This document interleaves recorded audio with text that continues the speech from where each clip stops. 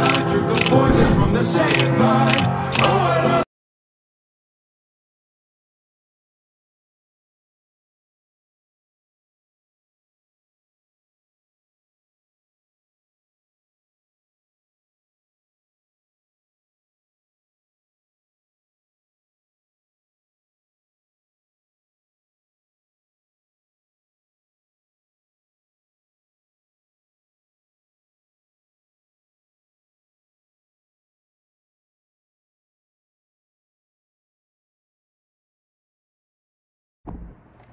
Hello guys, welcome to my vlog. This is me, Vivian. So if you are new to my channel, so please don't forget to subscribe and hit the bell.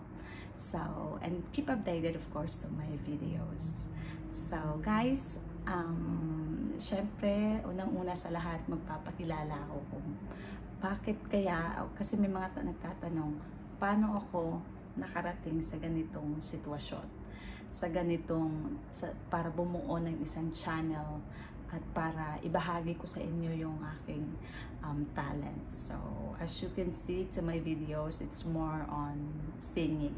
So in my description, it's singing, fashion, travel, and fitness. Kasi yun po yung advocacy ko po sa life ko. That's my really advocacy in my life.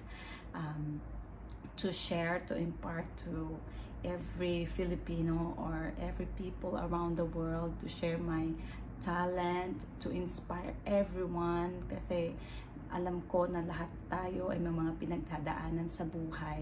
So we need positive vibes, to listen to the music, to inspire, para magpatawa, para mabuhay pa yung inyong kalooban. Paano pa mag-continue to survive in this wonderful world.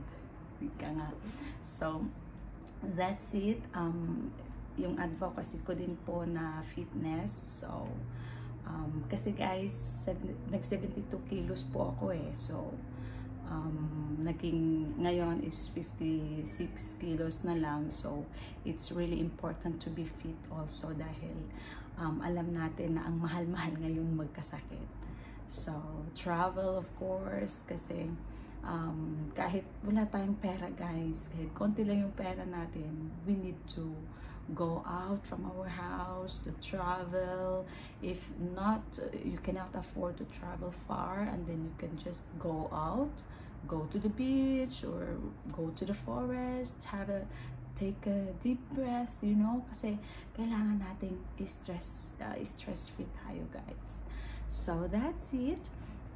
To my channel, big po, napaka-priority po nun ay yung pag-share ko po ng talent ng singing, kasi yan po yung una po, bata pa lang po ako, mahilig na po akong kumanta. So alam niyo po yun yung dati, because I am a 1990s child. So wala pa sa atin sa Pilipinas, lalong-lalo na sa amin, kasi nasa liblib ako ng lugar na nakatira, no? So sa Mindanao pa, so ang layo po, at kung hindi po ako nagkakamali, yung electricity po dumating siya sa amin nung 1998 na. So it's really late po. So nung mga panahong iyon, wala pang mga gadgets of course, kasi wala ngang kuryente, gadgets pa kaya. So radyo lang na di baterya. So yan lang po. And then singing po yung naging libangan ko. Isa sa mga naging libangan ko noong mga panahon iyon ay ang pagkakanta. So hanggang sa dumating yung electricity na nga, hanggang sa bumili na yung papa ko ng cassette, yung mga kinakanta ko noon, yung mga Whitney Houston pa, yung mga Celine Dion, mga paborito ko talaga yan ng mga kanta.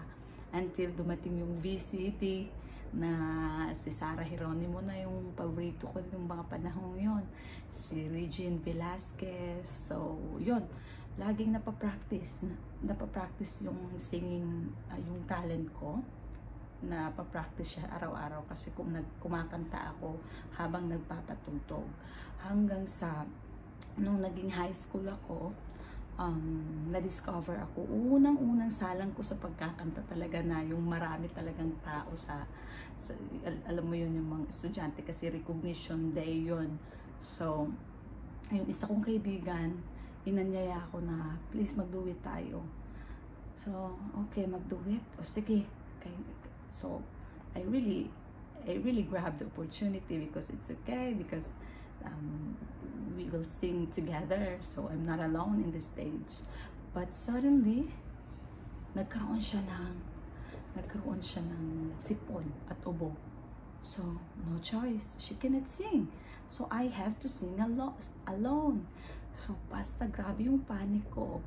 Nung mga panahong yun, guys, na nagpanic na ako, pero I have no other choice but to go there because I'm already in, my name is already in the program, and of course I need to stand for the intermission number. And yung unang-una ko pa talagang kinanta, guys, is hindi talaga ako nagkakamali, is a Reflection by Christina Aguilera, if I'm not mistaken. So yun, grabe ang aking talagang nanginginig talaga ako nung mga panahon na yun, dahil first time ko nga masalam. Nag-okay nga ako noon kasi dalawa kami. Okay na kasi dalawa naman kami. Pero during that day, sinabi na umayaw na yung friend ko na, oh lala, I cannot sing. Will you be please? You will sing alone. So okay. So yun na nga, guys. Kumanta na ako, Reflection. So kung hindi nyo mamasamain, kakantahin ko ngayon, ha. Ito yung kanta po, guys. So look at me, if I play apart. Now I see, if I wear a mask, I can fool the world. What I can add for my heart. Who is that girl I see staring straight back at me? When will my reflection show who I am inside? So yun na nga, guys, nung kumanta na ako nung mga panahong iyon, syempre may bully. Alam mo yung high school ka, may mga bully talaga yan, oh. Syempre lalaki yung nang bully sa akin. At kasi ano yung bully? Go back muna tayo sa bullying na yan. Ito po yun, guys, dahil sa mall ko, victim po ako ng bullying ng mga panahong elementary po ako at high school. So I was a victim of bullying because of my mall and my color. You know, my color is really like dark. I don't know, but it's dark really. When I was in elementary, when I was in high school, it's really dark. Morena talaga, guys. So syempre wala kaming mga cosmetics dyan kasi ang hirap nga ng buhay, mag-cosmetics ka pa.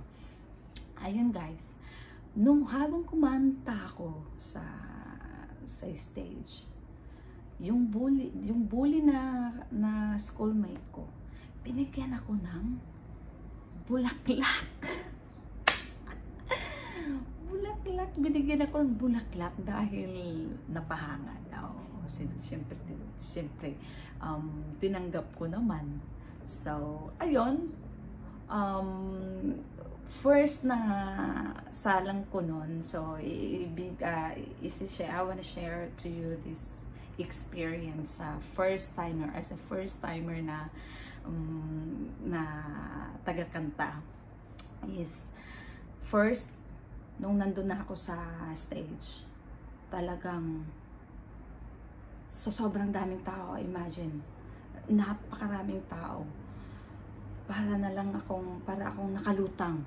Alam niyo yung wala ka nang magagawa, andito ka na eh, kailangan mo na talagang kailangan mo talagang go na yan. Alam nga naman, tatakbo ka pa para iwasan, no? Andun na eh, nakakahiya. Andyan pa yung mga principal at mga guest speaker na yan. So, ang tingin ko talaga guys sa mga tao, sa mga estudyante, para talaga na lang silang mga kahoy. Yung parang wala silang buhay. Kaya iniisip ko na lang talaga na I need to sing it by my heart. Yun talaga guys. Kapag nag-sing ka, when you sing with all your heart, with all your mind, i-feel mo ang music, i-feel mo ang lyrics, the message of the lyrics, then you can sing. And of course, be with yourself.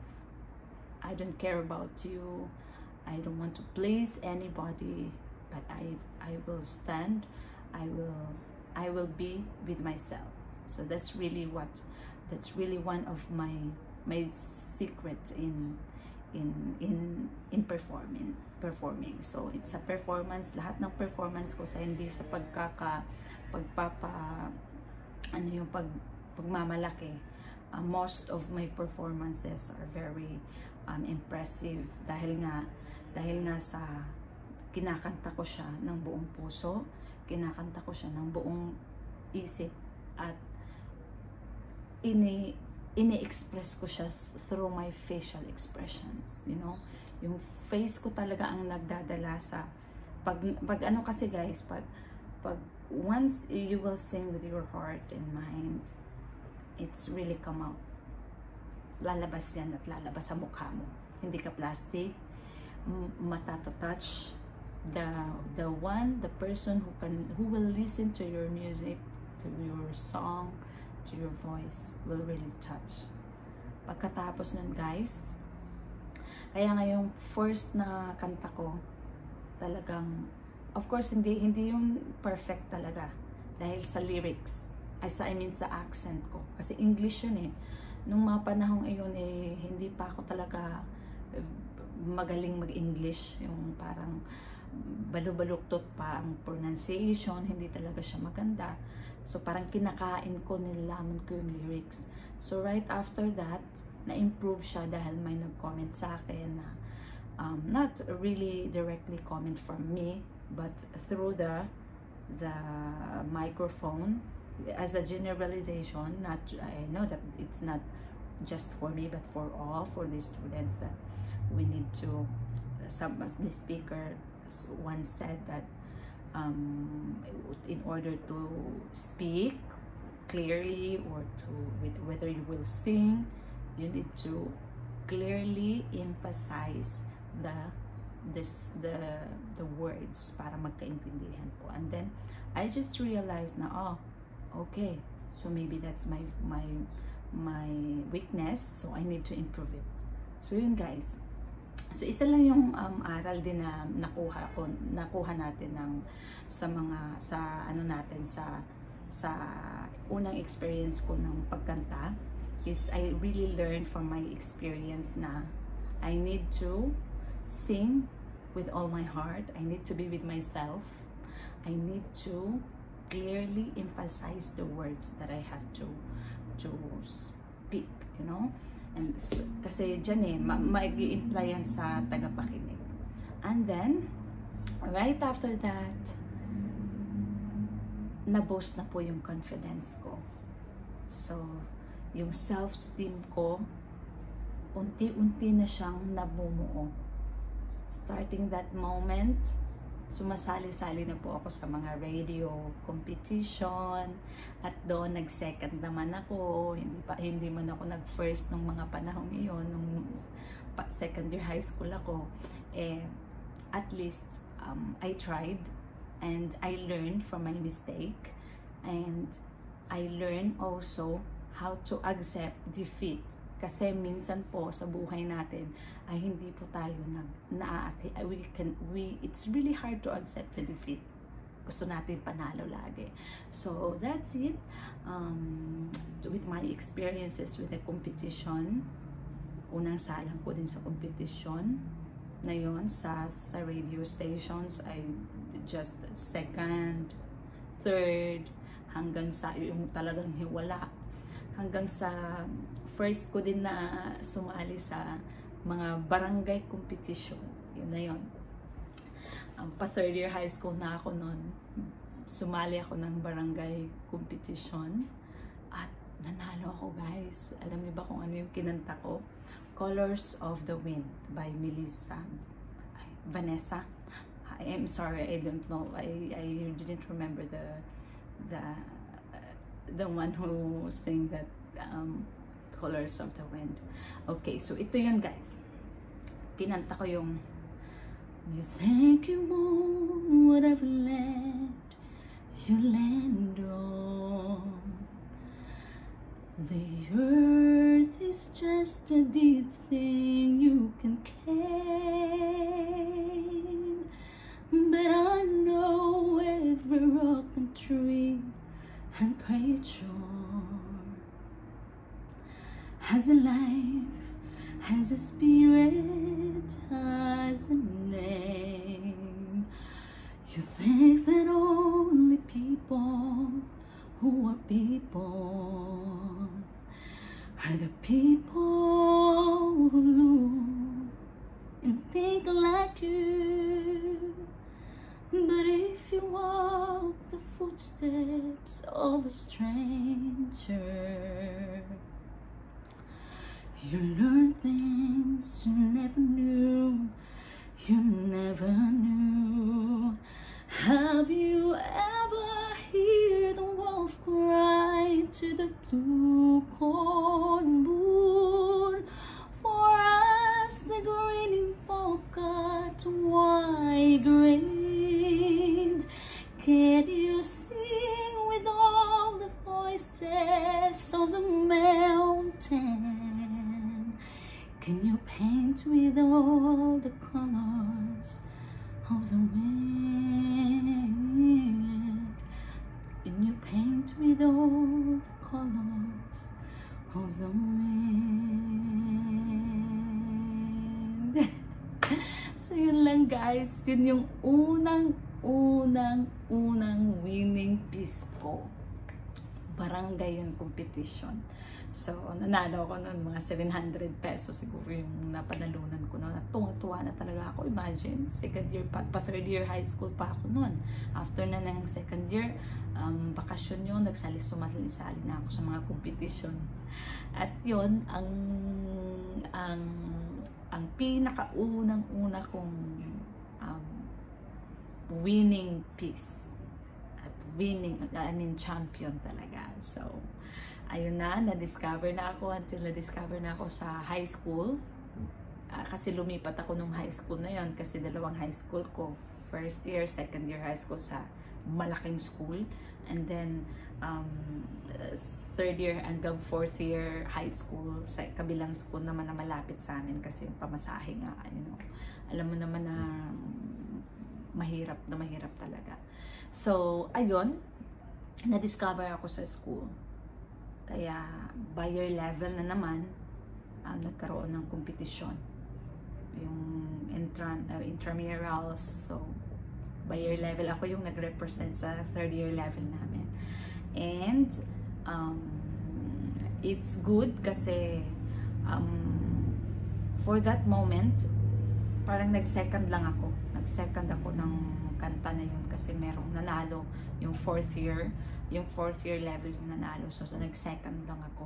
So at least for my first salang sa school, sa school competition ay naging second ako. So it's the song that I sang during that time is yung Kailan Kaya. So yung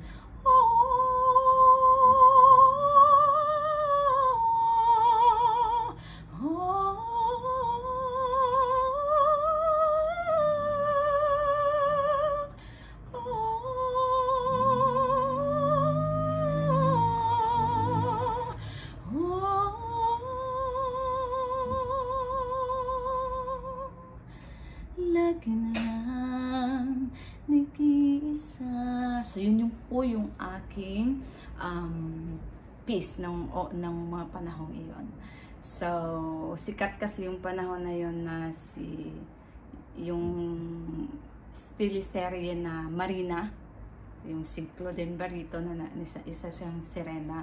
So yun, kaya kinanta ko yun. So that's my first singing competition in school. So right after that,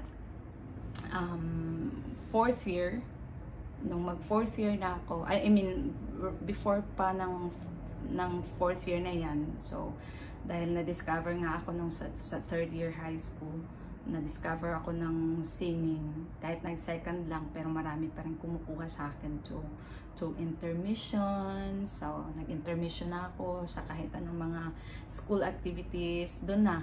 So doon nagsimula din na yung nag-boost na yung aking confidence in singing. So right after that, fourth year high school, I represented all the fourth year level in singing competition then, and at last guys, naging winner ako ng mga panahon na yon.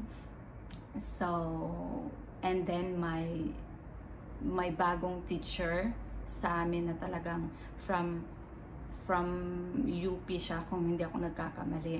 Isa talaga siyang musician at nag-teach siya dahil principal nga yung daddy niya.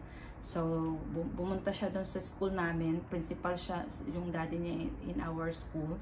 So to, you know, alam naman na pag ang admin kailangan yung parang ibinost, parang pinasikat yung school namin, and then yung anak niya na naging teacher din namin is isang musician at the same time a teacher. So kinausap niya ako na she told me that I have a very good voice. My quality, the quality of my voice is very unique, and parang naging ano na yun guys, naging karagdagang confidence na naman na idagdag sa akin, no? Parang but she told me about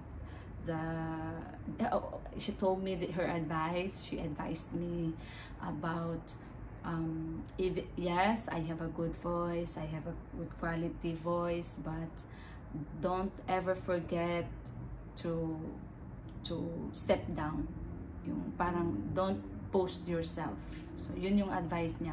She really reminded me of that, dahil usually daw ng mga singer is pag ano na daw, pag sumikat na or marami na ang pumupuri, everybody will appreciate you, and then lalaki na po yung ulo natin. So sinabi niya yun, naging advice, at tinanggap ko yun. I really appreciate her advice.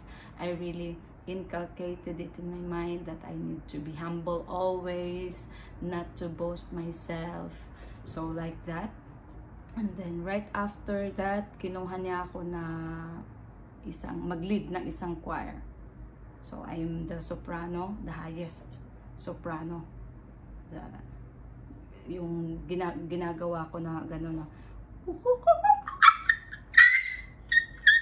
ganun, mga ganun na yan guys. Di ba yan? Hindi ko again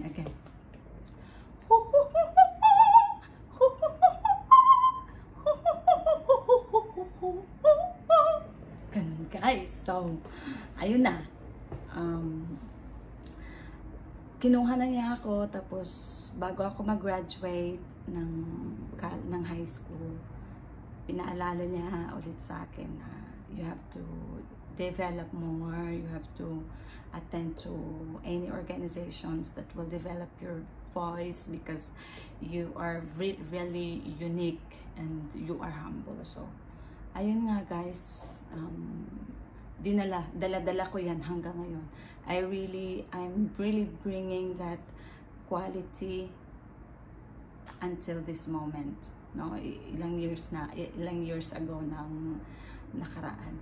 So right after that, nag-college na ako, and of course ang pangarap ko noon is to take a music teacher, a music teacher, but sad to say that my parents cannot afford to send me to the big school, to the private school or yung malayo na mga school. So they cannot afford, so I just stayed in our university near to our place. So walang music teacher doon, so teacher. So my father really wants me to take the business administration, but you know that I am not good in mathematics, and it's not really I didn't feel that course. So at syempre yung mga klase ko, mga classmates ko andun sa College of Teacher Education, so I joined with them at nakapasa naman sa interview and exam para sa teacher education. At yun nga guys, natanggap nga ako nung nag-aral na ako doon ng teacher, College of Teacher Education, major in elementary ako noon at for first semester, and for the second semester major in English na. But bago pa noon, nakapasok na nga ako noon, nag-aral, then na-discover, may audition na naman guys. So ito yung audition sa university na isasalang ka sa pasok.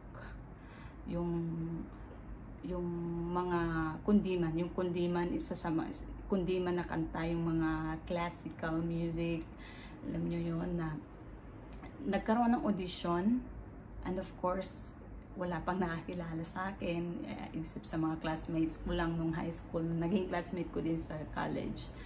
So hindi ko pa alam mga pasikot-sikot ng university na yon. So nag-audition na nga yung musician, yung sa choir, yun na nga, basta.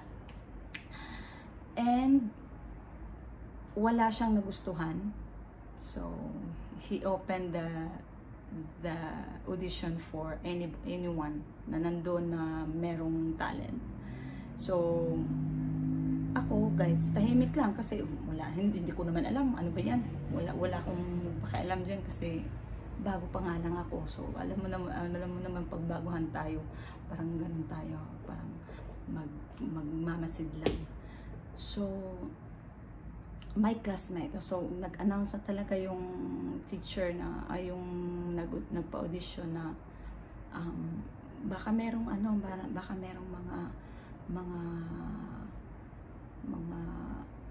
may talent dyan. So maybe you can join with the audition. So ako tahimik lang, pero yung mga kaklase ko na nakakaalam na ako ay isang singer, so they really push me. Go Vivian, go Vivian. No, I cannot, I don't want, it's impossible. Ayoko kasi baka nakakahiya. So hindi talaga ako noon, pero tinulak na ako nila guys. Tinulak ako nila. Pagtulak nila sa akin, lahat nakatingin na. So wala kang magagawa, so pumunta na lang ako. So yun guys, kinanta ko yung Kailan Kaya, at sa umpisa pa lang yung ho.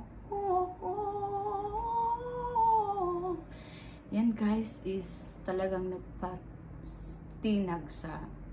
nagpa-audition sa instructor na yon. So sabi niya, nag-announce na siya. Hindi ko nga yun tinapos yung kanta na yun kasi napilitan nga lang ako, pero sige na lang, na-appreciate niya at in-announce niya after na meron na siyang napili, yung kumanta ng Kailan Kaya. So sobrang happy ako guys kasi parang napatunayan ko na siguro nga talaga may unique ako na boses. Siguro nga meron akong potential. So I really tried my best to practice, to sing a song na after 2 days ilalaban na ako kasi nag-audition yun ng inter-school. So from our university, isasalang kami sa other universities, no, sa province lang namin, sa Surigao del Sur. And then right after that, na ano na ako guys, yung parang natakot na ako noon, kasi alam mo yun, yung ano ba to, sumalang na ako sa mga ganitong sitwasyon, ano pa yung mangyayari sa akin, right? Na hindi pa ako talaga sobrang sanay na sanay. Parang ganun pa rin, naging negative ako nung mga panahon na yun. But suddenly I realized, oh, I need to sing it by myself. I need to sing it with all my heart. I need to sing it. I need to be with me. I mean, I need to be with myself. So kakanta ako, and I will just do my best. Kakanta ako na galing sa puso, galing sa isip. Oh, I love it and I hate it at the same time. You and I drink the poison from the same vine.